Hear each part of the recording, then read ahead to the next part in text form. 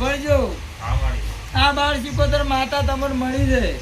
તો ખાલી હાચવી રાખજો ભાઈ અને જો હું બાળ સિકોતર માતા કદાચ આજ બોલું છું ભાઈ જો આ કેસ બગડ્યો અને જો બીજો કેસ જો બગાડવા દો મને વણઝારણ દેરણ ભાઈ બોલતા નહીં એ હું બાળ સિકોતર માતા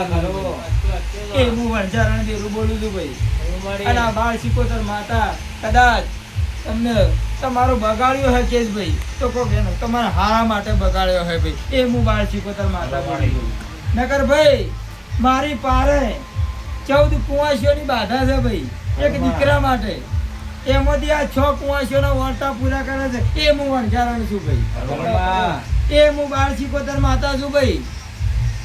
14 માંથી 6 કુંવાસીઓની શરૂઆત કરી એ હું વણઝારણ દેરું છું ભાઈ એ હું બાળ સિકોતર માતા છું ભાઈ એ દીકરાનો વર્તો પૂરો કરનાર એ હું વણઝારણ દેરું છું ભાઈ વણઝારણ દેરું બોલે છે ભાઈ આ મારવાડ મલકના દેરાના ભજોને જય ભેગો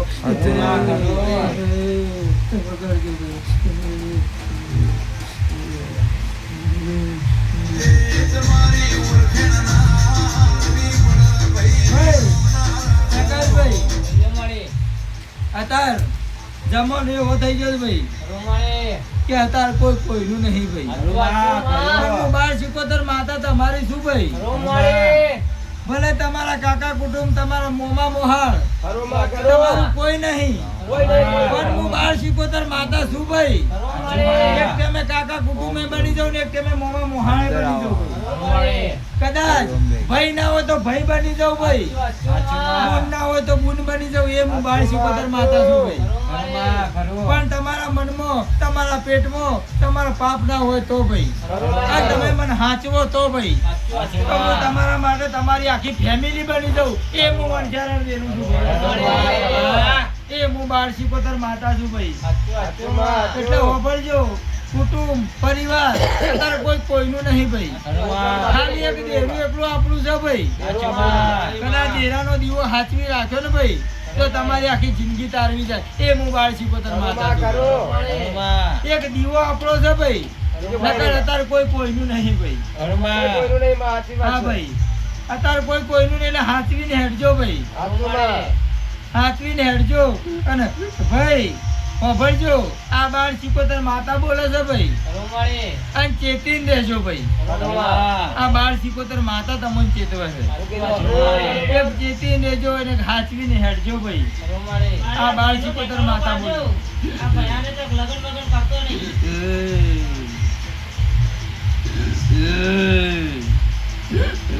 ભાઈ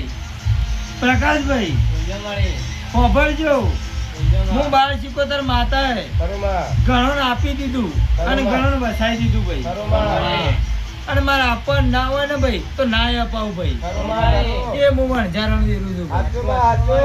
આ બાળ સિકોતર ની બાધા તમે રાખો ને ભાઈ તો હું હાલીને જ જપું ભાઈ ના આલી એવું બને જ નહીં ભાઈ અને કદાચ ના આલું